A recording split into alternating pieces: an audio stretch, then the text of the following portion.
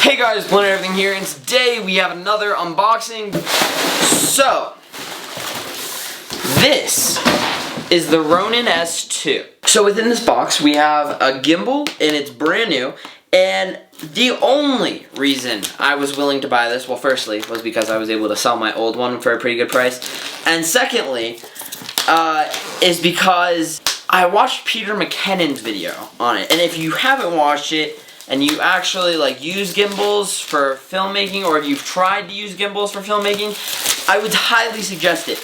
But in the end, without making you guys go over there and watch it, if you do want to watch it, I'm gonna have it linked in the description down below. But it is one of the best videos I've ever watched when it comes to a product review, because it really talks about all of the problems with gimbals that have previously existed, and there were a lot of them, and he says how there were improvements and how they also kind of lacked on some parts. So I would highly suggest watching that video if you do actually take an interest in filmmaking, or just videoing in general, action sports, anything. So without any further ado, let's unbox this thing. I got the Ronin RS2, which I did not get it with the combo pack because I would have had to wait for quite a while, and I'm trying to somewhat beat the snow. I'm not really beating the snow because the snow's already here, but I'm trying to like have situations that I can walk around in. And off the bat, like, oh my goodness, look at how small this is. I don't have my old Ronin because I sold it, but the other box was like this tall and this wide, and it barely fit everything. Barely. So, this is quite the improvement off the bat. A couple of downfalls of all gimbals previously that I've worked with have been the setup time, biggest problem. Secondly, the actual end result wasn't really that good. I always used to get the lower versions though. This one is the higher version, the little higher quality version. And the reason I bought the higher quality version is not because I felt like spending more money, because to be honest I really didn't. But the reason is you get a lot of wind, and for me a big part of having a gimbal is making a time lapse that moves, and I think that's a really neat idea. But wind can interfere with that, especially when you live at an altitude of 6,800 feet, and you can often find yourselves in situations where the gimbal will get shaken a little bit.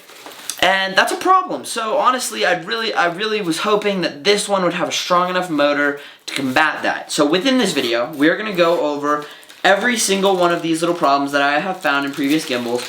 We're going to see if they truly turn out to be conquered. So this is the battery pack. This can be charged separately from the Ronin, meaning you don't have to have it connected to the Ronin when you're charging it, which in previous versions you did. You see there's a little USB Type-C port down there. I also really like that. USB Type-C it's nice to have more than a couple things being USB Type-C, because I really would prefer never having to buy a USB cord again, because I have a lot nicer USB Type-C blocks, a lot faster ones, so I prefer to get USB Type-C whenever I can. Then we open up the second compartment of this bag, and boom, there it is. That thing is, wow, look at that. Ooh. Wow. Oh, she's a beaut. That is so ridiculously light. What? That is so cool. Oh my goodness. So this one has a slightly higher payload capacity, and I don't 100% need a higher payload capacity, but I would like to have the ability to add on really expensive and nice and big lenses onto this thing, because my camera itself isn't all that heavy. It's an EOS R5. It's a mirrorless camera, so automatically it's pretty small. But when it comes down to it, I really appreciate the ability to put on a big zoom lens and use a Ronin gimbal, because then if you're getting a gimbal with this nice of motors and things, then the hope is that you could perhaps put bigger lenses on it and use those bigger lenses in action, and you wouldn't have a problem. So you get a whole bunch of cords over here. Each one of these is for cameras, different type of cameras. We've got USB Type-C on the end of each one of them. And then we have, let's see here, micro USB, oh, that's not micro USB. That's like a mini display board. To Sony Mini, to micro USB, to mini USB, and that's it. And then USB Type-C to USB Type-C. So those are all the cords over here. And then we have another USB Type-C to USB, which is a charging cord for the handle. And yeah, so that's the opening of this. So you take this other panel out, and then you see down here in this box that there's a little extra situation for keeping it tethered down, which is nice. I don't know how this works yet. Let's see. I'm gonna figure this out. Sometimes these things can be puzzles. Okay, right there. Yeah, that's perfect. So that's the way it looks in its case, all tied up. And then on the inside, it just, yeah, it doesn't really have much going on. There's nothing in there, but I'm sure you could put like papers or a shot list maybe if you wanted to. Anything you really want in there would be fine. Okay, here are a couple really important things to know about this gimbal.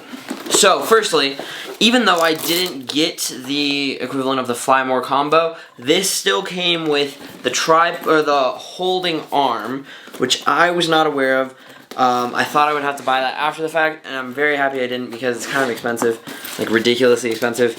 But that holding arm that I'm talking about is this thing, and what it does is this connects, and then this socket piece comes off, and then to unlock the gimbal, you should be able to just click on all these switches, and these switches are also really helpful because if you wanted to, you could single out each one of the axes for when you are controlling the or when you are stabilizing your gimbal. So that's pretty helpful.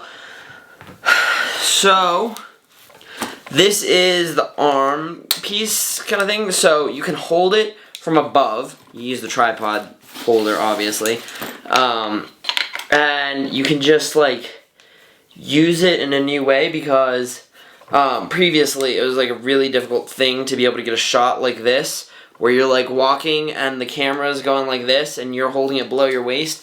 That wasn't really a thing with the Ronin S and SC, but with these two new ones, that's a thing, and it's pretty helpful. And the motors are once again strong enough. So if you look at these motors, they're actually really beefy. I started out with the Ronin M, and that gimbal had very beefy motors. However, even then, it didn't have strong enough motors for when I went skiing. It could hold up the camera easily.